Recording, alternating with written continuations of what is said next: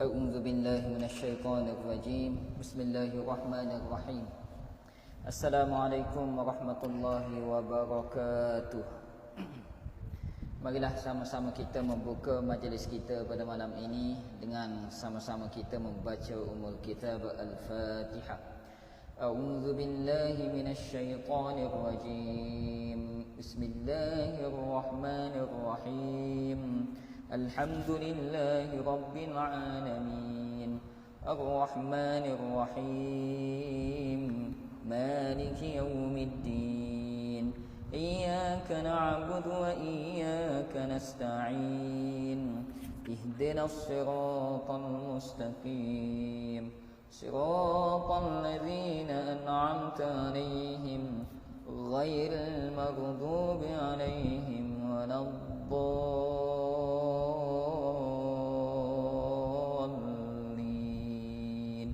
Amin.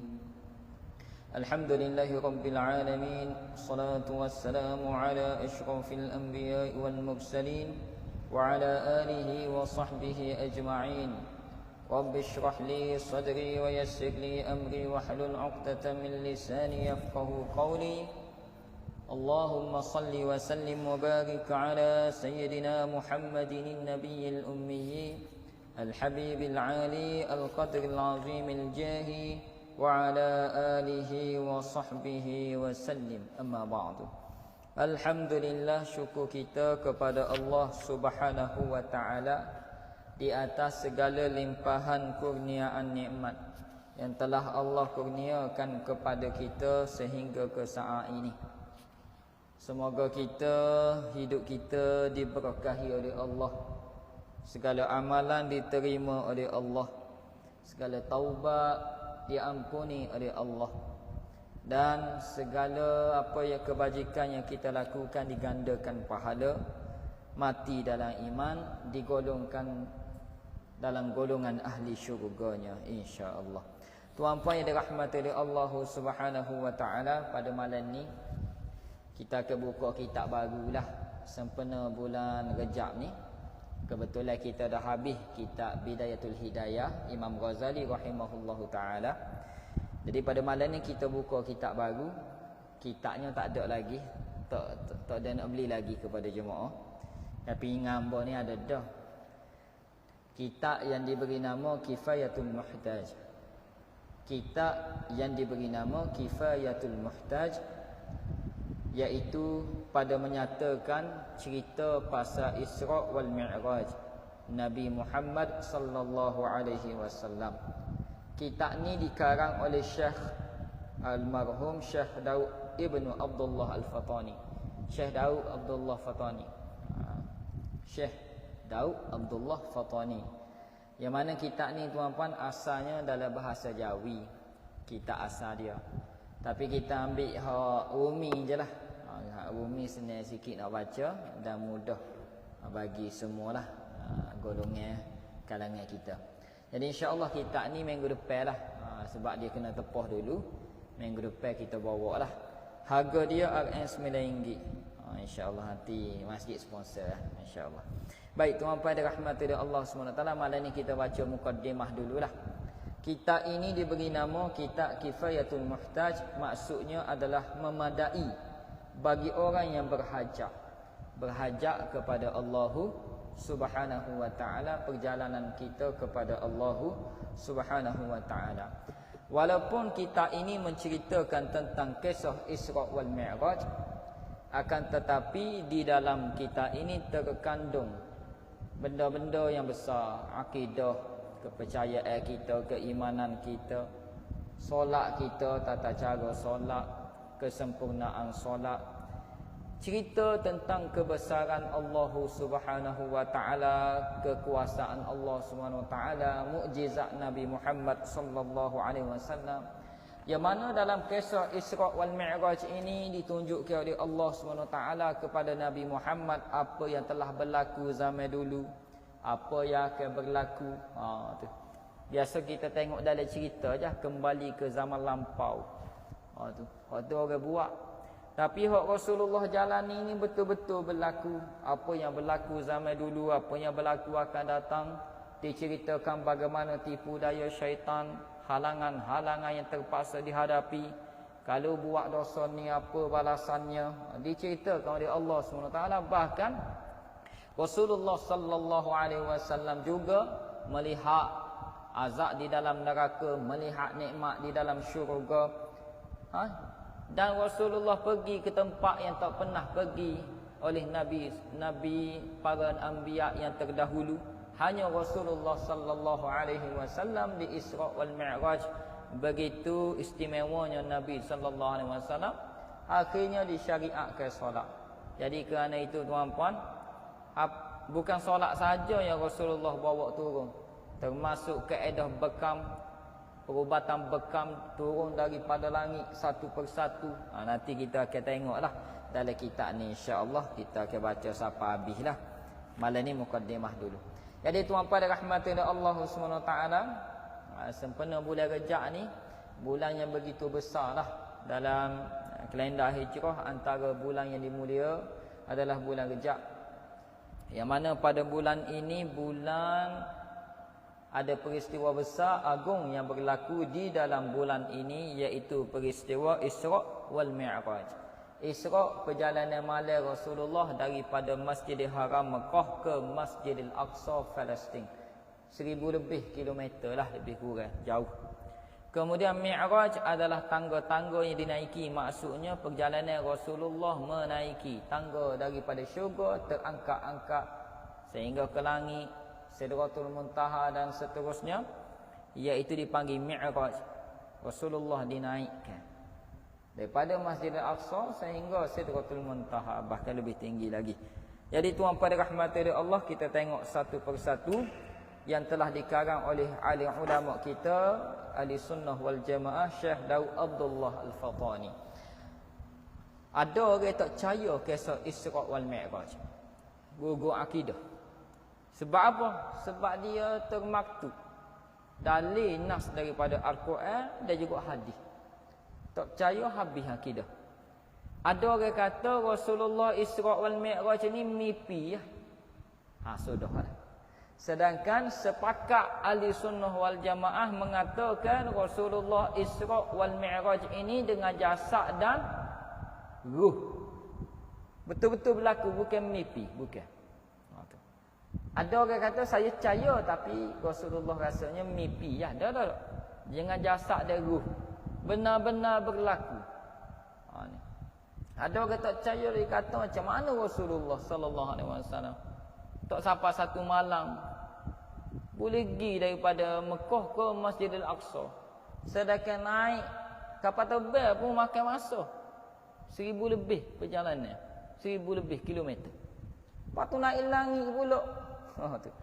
Jadi dia tak percaya, dia kata Rasulullah mimpi. Jangan gugur akidah. Sebab ni berkaitan dengan akidah, kena percaya. Kerana siapa yang memperjalankan Rasulullah, Allahu Subhanahu Wa Taala. Dia bukan naik kereta, dia bukan naik kapal terbang, tapi dia naik kenderaan daripada syurga yang tidak ada di dunia, iaitu Buraq. Dan juga Rasulullah dimi'rajkan bersama malaikat Jibril alaihissalam. Bukan dia naik, bukan sebagai benda naik. Yang dinaiki adalah mi'raj, tangga-tangga daripada syurga. Satu tangga dinaik terus ke langit yang pertama, tangga kedua terus langit kedua. Dan Rasulullah melihat kebesaran yang berlaku. Inilah mukjizat Nabi Muhammad sallallahu alaihi wasallam. Benda kalau difikir dengan logik akal, sebenarnya logik kalau kita nilai dengan ilmu. Kalau tak nilai dengan ilmu, jadi tak logik. Sebenarnya logik. Nanti kita akan tengok satu persatu apa yang dikarang oleh alim ulama. Tuan-tuan rahmati Allah, kitab ni dia beri nama Kifayatul Muhtaj. Maksudnya memadai bagi orang yang berhajat. Jadi kitab ni salah satu kitab turah lah, dikarang oleh Syekh Daud Abdullah Al-Fatani. Asalnya dalam bahasa Jawi, kemudian diterjemah dalam bahasa Rumi. Oleh siapa ni? Diterjemah dalam bahasa Rumi oleh Ustazah Nur Aini Abu. Semoga Allah memberkahi mereka semua, insya-Allah. Jadi tuan-puan, disebut dalam kitab ni muka surat 1, a'udzubillahi minasyaitonirrajim. Bismillahirrahmanirrahim. Subhanalladzi أسرى بعبده ليلا من المسجد الحرام إلى المسجد الأقصى الذي باركنا حوله لنريه من آياتنا إنه هو السميع البصير. Sadaqallahul azim. Kata pengarang kitab, ku mulai kitab ini dengan nama Allah yang amat murah, lagi amat mengasihani, pemurah, sifat pemurah Allah, lagi amat mengasihani orang-orang yang beriman, mengasihani akan hambanya yang mukmin di dalam negeri akhirat. Kata pengarang kitab lagi, alhamdulillahil mannan ala ibadihi bi ni'amin la tuhsa. Segala puji bagi Allah yang memberi atas hambanya dengan beberapa nikmat Allah yang tiada terhingga. Antara nikmat yang Allah beri kepada Nabi Muhammad sallallahu alaihi wasallam adalah Isra wal Mi'raj. Bahkan nikmat yang telah diberi oleh Allah kepada Rasulullah, Isra wal Mi'raj, walaupun Rasulullah je Isra wal Mi'raj, tapi kelebihan Isra wal Mi'raj itu boleh kepada umat Nabi Muhammad, nikmat dia. Antaranya kita boleh solat hari ni, zikir kepada Allah Subhanahu Wa Taala, tahmid, takbir, tahlil, salam, semua itu hasil daripada Isra wal Mi'raj. Nanti kita akan bahas. Wassalatu wassalamu ala man usriya bihi minal masjidil haram ilal masjidil aqsa. Dan rahmat Allah dan salamnya atas mereka yang dijalankan pada malam dengan dia daripada Masjidil Haram kepada Masjidil Aqsa. Dijalankan asra maksudnya. Usriya bihi. Asra ni perjalanan malam. Siapa? Rasulullah sallallahu alaihi wasallam. Diperjalankan oleh siapa? Allah Subhanahu wa taala. Ditemani oleh siapa?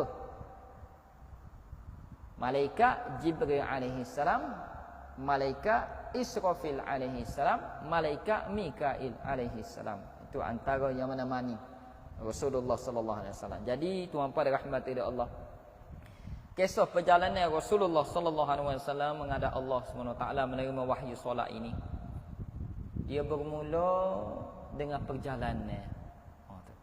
Oleh itu begitulah kita, perjalanan kita, innalillahi wa inna ilaihi raji'un, daripada Allah kita didatangkan, kepada Allah kita akan dikembalikan.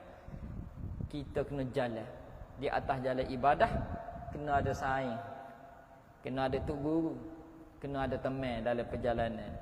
Kalau seorang mudah sesat, tak jumpa jalan petunjuk, kena ada saing, kena ada teman. Hamba teringat lagi bila nak belajar, kita suka cari tok guru ni, minta dengan dia nak belajar, pergi rumah dia, belajar khusus. Dia akan pesan, jangan mari seorang, bawa saing. Kita ajak 2-3 orang saing. Rupanya memang akan membantu, kena ada saing. Kena ada saing. Dia akan membantu perjalanan kita kepada Allah SWT. Saing yang baiklah.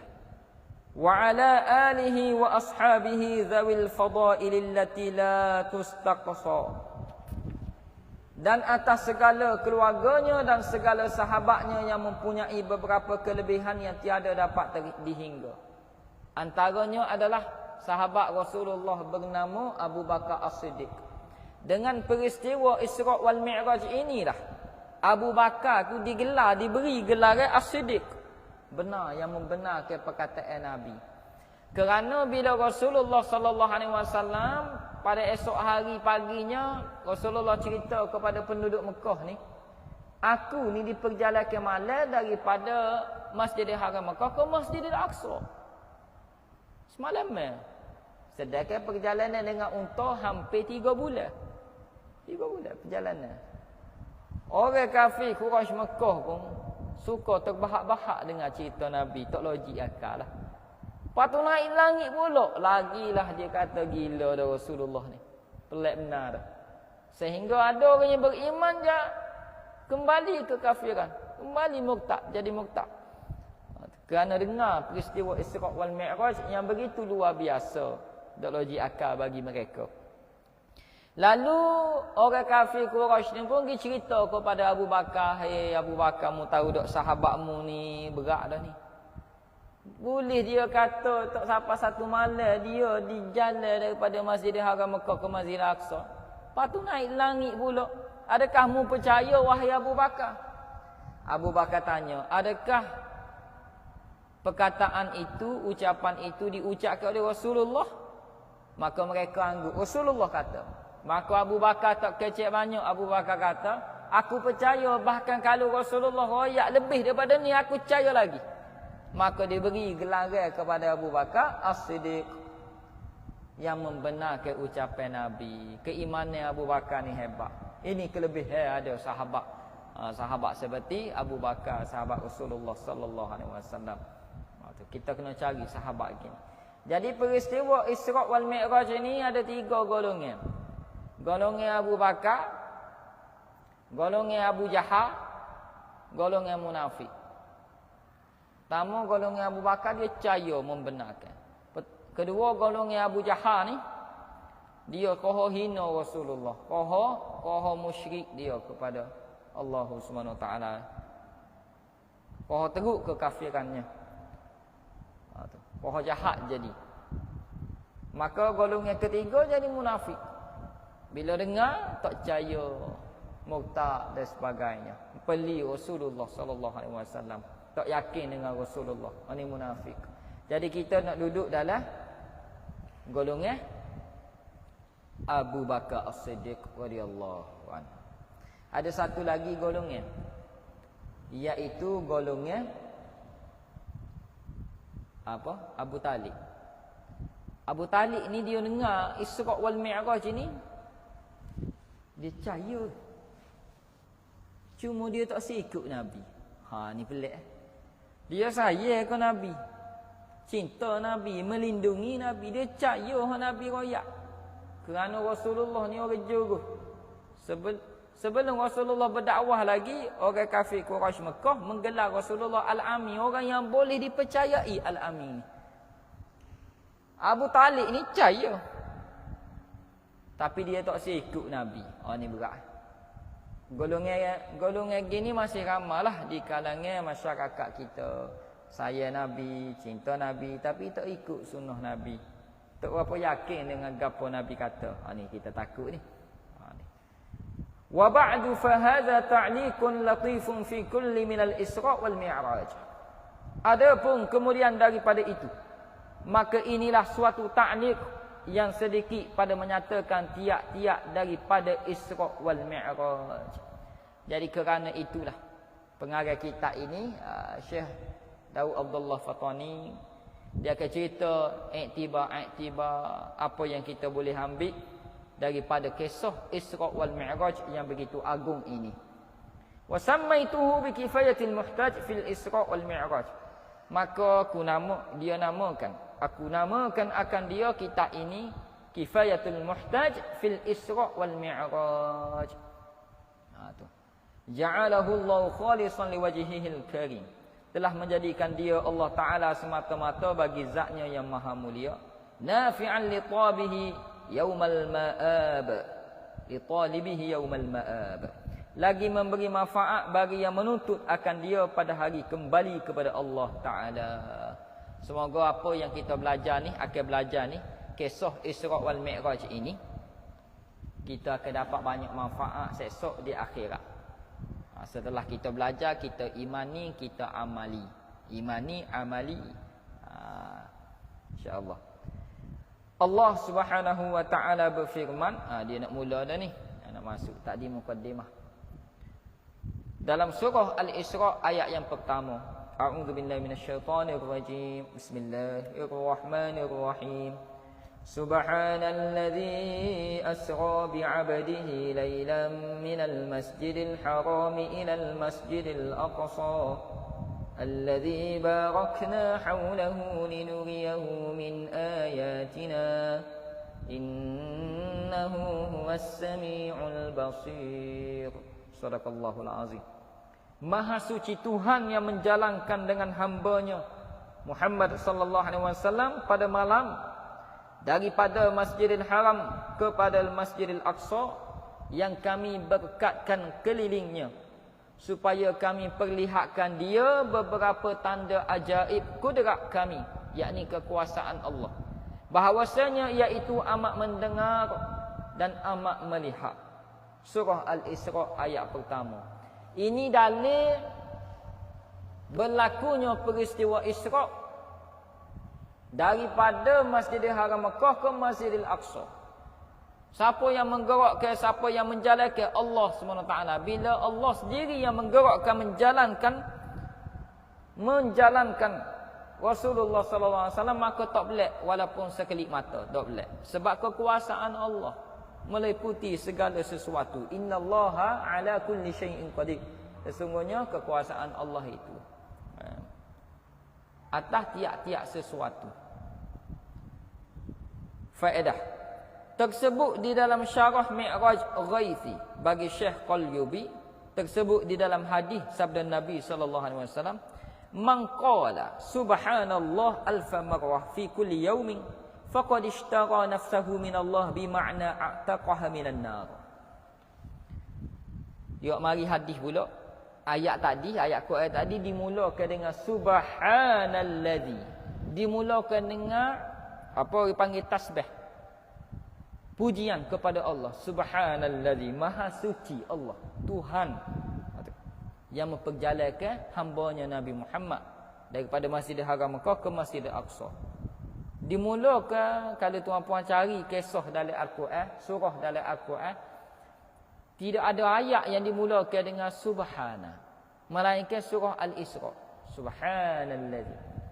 Betapa Allah nak beritahu kisah ni yang berkait dengan akidah, berkait dengan kepercayaan, mensucikan Allah SWT dengan segala sesuatu yang lain, menunjukkan kebesaran dan kekuasaan Allah SWT. Dimulakan dengan subhana, iaitu tasbih. Jadi Rasulullah SAW bersabda tadi, barang siapa membaca subhanallah 1000 kali pada tiap-tiap hari, maka sungguhnya telah menebuskan dia dari dirinya daripada Allah, yakni dimerdekakan dia daripada api neraka. Itu antara kelebihan kita zikir subhanallah. Bukan zikir saja 1000 kali, zikir dengan tadabbur. Maksud dia subhanallah, maha suci Allah. Dalam jiwa kita buat mari subhanallah amma yusyrikun. Maha suci Allah jiwa kita daripada segala kesyirikan. Daripada segala kesyirikan. Daripada segala sekutu yang lain. Jadi kita zikir dengan tadabbur, dengan memahami makna dan maksudnya, tersurat dan tersirat 1000 kali, dia merdekakan diri daripada api neraka. Tak boleh. Cuba tengok Nabi Yunus alaihi salam. Dia diuji oleh Allah SWT, ditelan oleh ikan nun selama 4 hari dalam perut ikan tu. Ikan telan dia masuk dasar laut. Cerita ni sehu ni. Gapo dia Nabi Yunus buat? Dia berada dalam pak kegelapan. Gelap silap dia, keluar daripada kampung, tinggal. Dia tinggal kampung tu, dia berdakwah di kampung dia tu beratus tahun. Tak ada orang ikut dia. Dia tinggal nak pergi dakwah tempat lain, tapi Allah SWT tidak wahyu, tidak perintah suruh tinggal, dia tinggal. Masa dia tinggal tu, orang kampung dia cari dia nak beriman, tapi dia tak ada. Maka diuji oleh Allah SWT. Buai ke laut, telan oleh ikan. Maka duduk ada pak kegelapan, gelap silap dia. Gelap dalam perut ikan, gelap dalam lautan, gelap waktu malam. 4 kegelapan. Gapo dia Nabi Yunus buat? Disebut dalam Al-Quran ni, cerita Nabi Yunus. Maka Nabi Yunus zikir kepada Allah. Dipanggil zikir Zunnun. Rasulullah sebut zikir Zunnun bagi orang-orang sakit. Amalkan zikir Zunnun. Rasulullah sebut dalam hadis lain, orang-orang sakit ni antara amalan yang dia tak boleh tinggal, kalau boleh buat zikir Zunnun. Lagu mana zikir Zunnun? Seperti mana Nabi Yunus zikir dalam perut ikan nun, iaitu La ilaha illa anta subhanaka inni kuntu minadh zalimin. Dalam zikir Zunnun ni, la ilaha illa anta, tiada Tuhan selain engkau ya Allah. Kemudian subhanaka, tasbih ada, maha suci engkau. Inni kuntu minadh zalimin, aku ni termasuk dalam golongan yang menzalimi diri sendiri. Pak hari zikir Allah SWT perintahkan ikan tu muntahkan Nabi Yunus tepi batal. Dan Allah sebut dalam Al-Quran, jika tidak dengan zikir Nabi Yunus yang berterusan berzikir kepada aku, berterusan tak berhenti, nescaya mati dia dalam perut ikan, wafat dia. Tapi disebabkan zikir tadi, Allah selamatkan. Dia zikir bawah dasar lautan dalam perut ikan, tapi zikir dia naik ke langit sehingga malaikat doa pada dia. Dalam zikir tu ada tadi subhanaka. Ni kelebihan. Maka tak pelik kalau kita zikir dengan molek subhanallah, subhanallah, maha suci Allah daripada segala kesyirikan 1000 kali sehari. Tak pelik kalau merdeka kita daripada api neraka, tak pelik. Itu kelebihan dia lah. Lagi sabda Nabi sallallahu alaihi wasallam, man qala subhanallah wa bihamdihi mi'ata marrah fi kulli yawmin ghufirat dhunubuhu wa in kanat mithla zabadil bahri. Barang siapa membaca subhanallah wa bihamdihi 100 kali pada tiap-tiap hari, 100 ni sikit je, sekejap je, tak sampai setengah jam 100. Subhanallah wa bihamdih, subhanallah wa bihamdih, subhanallah wa bihamdih. Maha suci Allah dan segala puji baginya. Maha suci Allah daripada segala kesyirikan dan segala puji baginya. Orang puji kita kembali pada Allah, kita puji orang kembali kepada Allah. Kembali pada Allah belaka. Diampunkan dosanya, dan jikalau ada ia seumpama buih di laut sekalipun, ampun dosa. Subhanallah wa bihamdih 100 kali sehari. Tak boleh. Sebab kita puji Allah, raja segala raja. Setara kita puji orang pun orang belanja air. Puji parut belanja. Baru-baru ni hamba tengok satu video. Orang puai tu dia 2 orang comel dia. Dia pergi ke satu restoran. Dia goda pelayan situ. Dia goda orang lelaki pelayan, puji, boleh free makan dia. Tu. Tu baru manusia. Puji sikit, bayar kalau kita puji Allah, maka tak pelik Allah ampun dosa. Dan lagi sabda Nabi sallallahu alaihi wasallam, man sabbahallah mi'ata marrah bil ghadah wa mi'ata marrah bil 'ashi kana kaman hajja mi'ata hajjatin wa man hamidallah kadzalika kana kaman ghaza mi'ah ghazwatin wa man hallalallah kadzalika kana kaman a'taqa mi'ah raqabatin wa man kabbarallaha kadzalika lam ya'ti ahadun yaumal qiyamah bimithli ma utiya bihi illa man qala mithlahu aw zada alaihi. Barang siapa mengucap tasbih akan Allah Ta'ala 100 kali pada pagi, 100 kali pada petang, tasbih subhanallah, adalah seperti mereka yang mengerjakan 100 kali haji.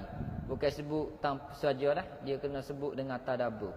Dan barang siapa mengucap alhamdulillah seperti demikian itu, adalah ia seperti mereka yang perang sabilillah 100 perang. Dan barang siapa mengucap tahlil seperti demikian itu, adalah seperti mereka yang memerdekakan 100 sahaya. Dan barang siapa mengucap takbir seperti demikian itu, tiada didatangkan seorang pada hari kiamat dengan seumpama barang yang didatangkan dengan dia, melainkan mereka yang mengucap seumpamanya atau lebih atasnya. Ini ada banyak kelebihan zikir kepada Allah Subhanahu wa taala. Dia bukan zikir semata zikir, tapi benda lain dia jaga syarat dia. Jaga solat fardu, tunaikan zakat, puasa sempurna, molek. Maka zikir dia tadabbur, baru dia dapat kelebihan ni. Kalau main zikir saja, nafkah bini pun tak jaga, tak jadilah. Dan lagi sabda Nabi sallallahu alaihi wasallam, Man qala la ilaha illallah 70,000 marrah faqad ishtara nafsahu minallah. Barang siapa mengucap la ilaha illallah 70,000 kali, maka sesungguhnya telah menebuskan dirinya daripada Allah. Semua zikir-zikir ni ada di dalam peristiwa Isra' wal Mi'raj ketika dimi'rajkan oleh Allah akan Nabi sallallahu alaihi wasallam. Rasulullah dengar zikir-zikir ni. Subhanallah, Allahu akbar, ya salam, la ilaha illallah. Setiap lapisan langit kita akan cerita. Maka nyatalah daripada beberapa hadis ini bahawa sayugianya dikerjakan segala perkara yang tersebut itu kerana adalah hikayat daripada seorang muda daripada ahli kasyaf mati ibunya. Maka ia kerjakan panggilan bagi kematiannya dan dihimpunkan beberapa manusia yang banyak, dan adalah pada mereka itu seorang syekh daripada ahli sufi. Maka tak kala berhimpun mereka itu, maka hasillah bagi orang muda itu berubah warnanya dan berteriak dan menyesal. Maka ditanya oleh orang yang hasillah daripada demikian itu. Maka katanya, aku lihat ibuku senya telah dibawa ke neraka dan ia seksa di dalam neraka. Dan adalah Syekh Sufi itu mendengar ia akan perkataannya itu. Dan adalah baginya zikir yang sudah disediakan bagi dirinya 70,000. Maka berkata ia pada dirinya, hai Tuhanku, bahawasanya telah aku sediakan zikir 70,000 bagi diriku, dan aku saksi akan dikau bahawasanya aku berikan zikir itu bagi ibu orang muda ini. Maka tiada selesai cerita hati Syekh itu dengan demikian, hingga berdirilah orang muda itu tertawa-tawa. Maka ditanya orang baginya akan dia. Maka berkata ia, telah aku lihat ibuku itu dikeluarkan daripada api neraka dibawa ke syurga. Maka berkata Syekh itu, maka hasillah bagiku daripada dua faedah. Suatu sahih kasyafnya orang muda itu, dan keduanya sahih hadis. Ini cerita pasal orang kasyaf. Kasyaf ni zaman dulu ni ramai orang mengaku kasyaf. Kasyaf ni ada dua dah. Pertama kasyaf sahih, yang kedua kasyaf batin. Kasyaf ni dibuka hijab. Ada hak betul, ada hak batil, hak salah. Hak orang ngaku laninya kebanyakan batil. Dia termasuk dalam bab khawarikul adah, bab menyalahi adat kemanusiaan. Adat manusia tak boleh lihatlah orang dalam kubur tu, orang mati dah lagu mana keadaan dia sebenarnya. Tapi ada beberapa orang kelebihan. Manusia yang diberi kelebihan dipanggil kasyaf, maunah dan sebagainya. Kasyaf sahih dan kasyaf batil. Kasyaf sahih ni dia nampak benda tu bukan dengan kehendak dia. Bukan dia pergi kubur, dia tengok kubur, nak tengok lagu mana orang duduk dalam kubur ni, ahli syurga ke neraka, tidak. Dia bukan gitu. Dia bukan dengan kehendak dia pergi kubur tu nampak gitu. Nampak orang ni kena azab dalam neraka. Bukan dengan kehendak dia, tapi benda tu terjadi dengan sendiri, dengan kehendak Allah. Dia pun terkejut. Dia pun terkejut. Supaya orang nampak jin, ya. Dia tak si nampak pun dia ternampak. Ini dipanggil termasuk dalam bab kasyaf sahih juga. Hak dia nampak tu betul, tapi bukan dengan kehendak dia. Hak tok bomo pergi rumah tengok, oh situ seekor, sekian situ 2 ekor. Oh ni kasyaf batil. Ada benda tak kena. Itu bukan daripada Allah, itu bantuan syaitan. Jadi kasyaf sahih, kasyaf batil ni kena belajar, kena tengok dia ada apa? Syarat-syarat dia, ciri-ciri dia ada. Ni. Jadi kalau boleh dalam mimpi tu dah itu mengaruh kebanyakan. Pada suatu hari ni seorang muda ni dia nampak dengan izin Allah, bukan dengan kehendak dia, kasyaf sahih. Ibu dia terseksa dalam kubur. Seperti kena azab neraka lah. Teriak dia menangis. Patu marilah seorang syekh sufi, hak kuat zikir. Dia tanya orang muda ni, lagu mana mu ni? Bapa menangis. Dia tanya aku. Jawab orang muda tu, dia kata, aku nampak mu aku ni duduk dalam neraka. Maka orang sufi tu pun dia ada buat zikir 70,000 kali zikir. Dia ada zikir yang dia zikir pada Allah SWT. Maka dia guna kaedah tawassul, dipanggil kaedah tawassul. Dia sebutkan tadi, ya Allah, ya Tuhanku, bahawasanya telah aku sedia ke zikir 70,000 bagi diriku dan aku saksi akan dikau bahawasanya dia zikir itu kepada Allah, bukan kepada yang lain. Bukan kerana keduniaan, tidak. Bukan kerana nak jadi kaya, tak. Kalau zikir 70,000 nak jadi kaya, tak jadi. Tak jadi. Kerana bila tak kaya, dia jadi kecewa. Supaya orang amal surah Waqiah. Dia amal setiap pagi nak kaya. Tak kaya-kaya, dia akan jadi kecewa. Iman dia akan rosak. Amal dia rosak, iman dia rosak. Jadi, hak Syekh Sufi ni, dia zikir ni kerana Allah rahmat. Jadi dia pun dengan zikir hak dia buat kebaikan dengan niat hak betul, dia kata, ya Allah, aku hadiah ke zikir hak aku zikir 70,000 tu kepada ibu orang muda ni. Maka tak lama lepas pada tu suka orang muda tu. Tanya Syekh tu tak nampak. Bapa mu suka pula. Orang muda tu kata, Allah perlihatkan kepada aku bukan dengan kehendak aku, perlihat. Ibu aku dibawa ke syurga. Maka Syekh tu kata, hasillah 2 faedah bagi aku. Suatu kok sahih kasyahnya. Kasyah orang muda ni sahih, bukan mainan syaitan. Yang kedua, sahih hadis daripada Nabi sallallahu alaihi wasallam, antara asbab zikir terhalangnya kita daripada neraka. Itu. Dan lagi firman Allah Taala, A'udzubillahi minasyaitonirrajim. Bismillahirrahmanirrahim. Sikit lagi ya. Wan najmi idza hawa ma dhalla sahibukum wa ma qawa wa ma yantiqu 'anil hawa in huwa illa wahyun yuha 'allamahu syadidul quwa dzu mirratin fastawa wa huwa bil ufuqil a'la. Sadaqallahul azim. Ayat ini tuan-tuan dirahmati oleh Allah Subhanahu wa taala, surah An-Najmi. Surah An-Najmi tadi ayat 1 hingga 7 dah. Ayat-ayat ni menceritakan pula kepada kita dalil Rasulullah dimi'rajkan oleh Allah Subhanahu wa taala. Tadi dalil Rasulullah Isra dan fadilat zikir. Ini dalil Rasulullah sallallahu alaihi wasallam dimi'rajkan. Kita tak masuk lagi bermula kisah Isra wal Mi'raj, tak masuk lagi. Baru duk mukaddimah. Nak perhabis mukaddimah sikit ya. Minggu depan kita masuk cerita lalu.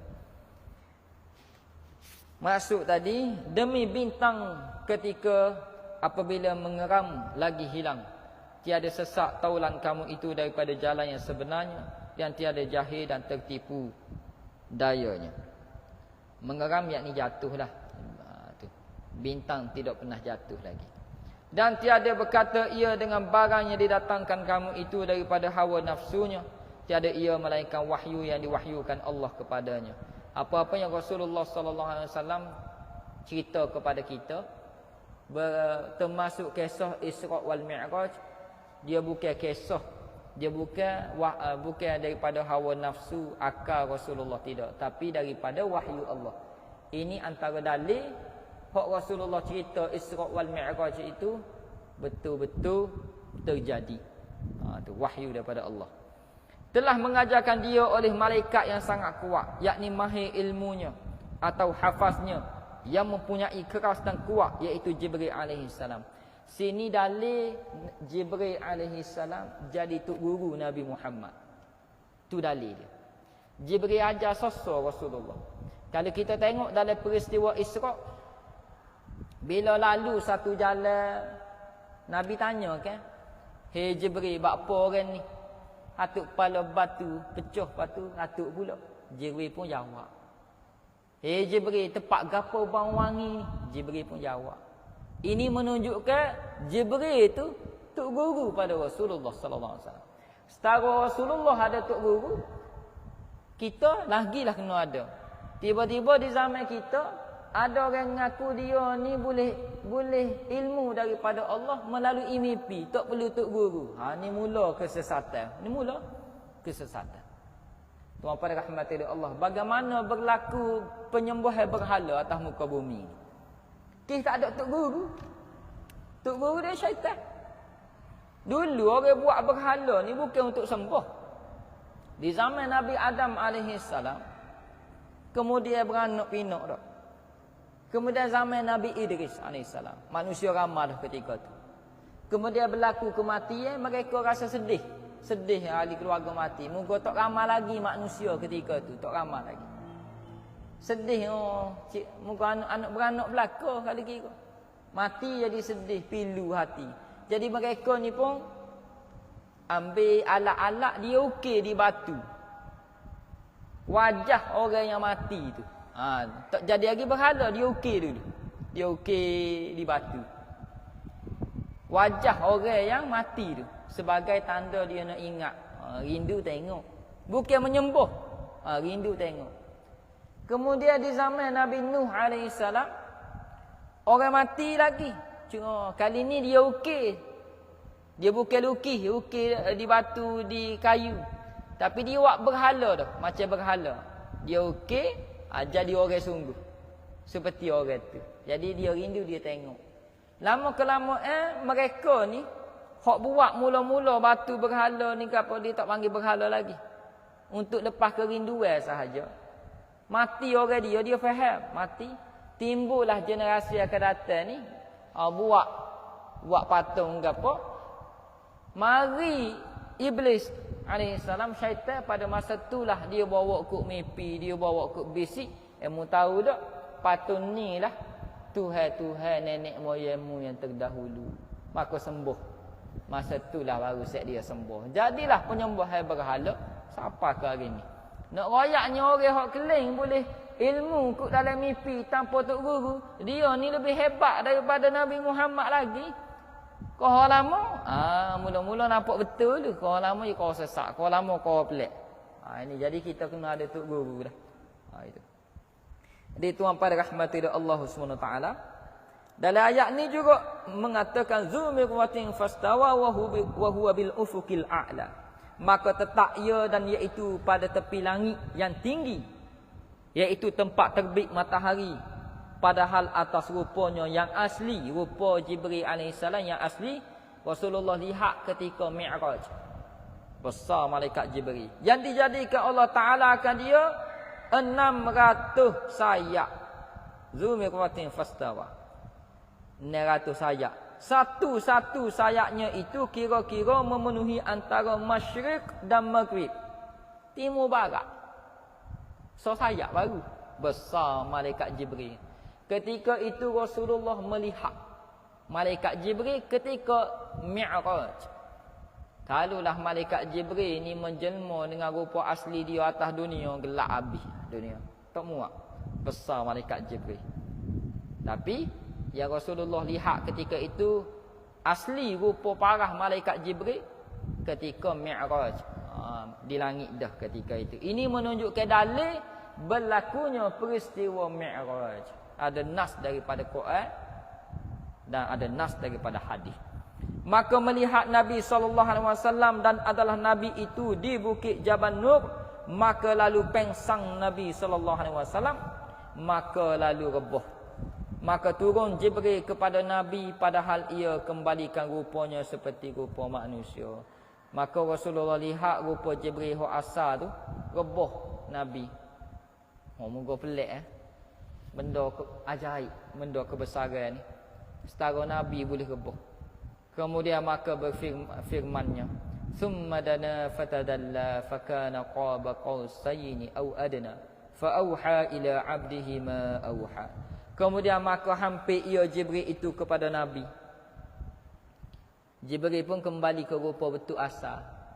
Kembali kepada Nabi, kohor dekat. Maka adalah kiranya hampir busara dan panah. Busara dan panah dia lebih kurang sehasta. Dekat. Terlebih hampir lagi, dekat lagi. Maka mewahyu Allah Ta'ala kepada hambanya Jibril barang yang diwahyukan ia kepada Muhammad sallallahu alaihi wasallam. Ma kadzabal fuadu ma ra'a. Tiada ia mendustakan oleh hati Muhammad itu barang yang dilihatnya dengan matanya akan rupa Jibril yang asli. Memang Rasulullah lihat sungguh rupa asli malaikat Jibril. Hanya Rasulullah. Tiba-tiba di zaman kita ada hak ngaku boleh lihat malaikat Jibril. Siapa ada hok ngaku gitu, tok guru mana hok ngaku gitu, ketahuilah sesat. Tak usah ikut lah. Bahkan bukan setakat dia kata aku boleh lihat Jibril, aku boleh haruh Jibril itu. Mari. Ada di Malaysia ni, berat benar. Ni. Sedangkan Rasulullah lihat rupa para hasa Jibril pasal Rasulullah sallallahu alaihi wasallam. Kerana itulah tuan-puan, sebelum berlaku Isra' wal Mi'raj, dibedah dada Rasulullah. Kerana apa? Kerana untuk Rasulullah bersedia melihat kebesaran Allah Subhanahu wa taala. Afatumarunahu ala ma yara? Maka adakah kamu bantahi hai musyrikin atas barang yang dilihatnya itu? Maka peristiwa Isra' wal Mi'raj ini benar-benar berlaku. Itu dalil dia. Tak masuk lagi kisah satu persatu. Bermula macam mana, di mana bermula, lepas tu gimana, apa berlaku, faedahnya apa, iktibarnya apa. InsyaAllah kita sambung minggu depan lah.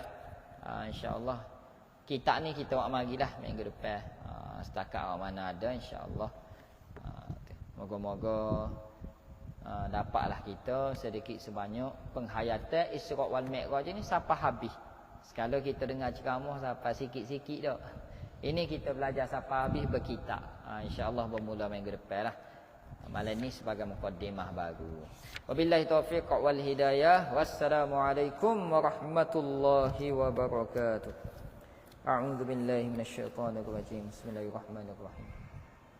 اللهم أغننا بالعلم وزينا بالحلم وأكرمنا بالتقوى وجملنا بالعافية والسلامة في الدنيا والآخرة اللهم فقهنا في الدين وعلمنا التأويل صلى الله على سيدنا محمد وعلى آله وصحبه وسلم الحمد لله رب العالمين تقبل الله منكم. Ada satu makluman, hamba dapat makluman, ada orang isap rokok belakang dewan masjid tu.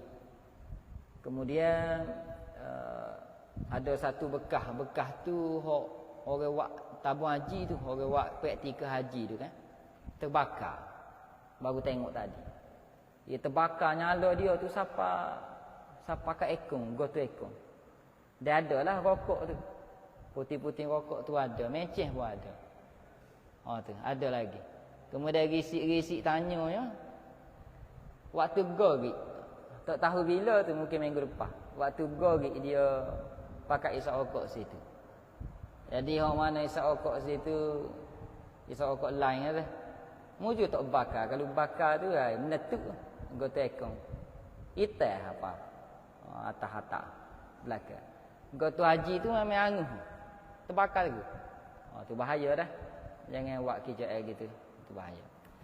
Wabillahi taufiq wal hidayah. Assalamualaikum warahmatullahi wabarakatuh. Asbaka farah dan suratullah. Subhanallah. والله صل وسلم وبارك على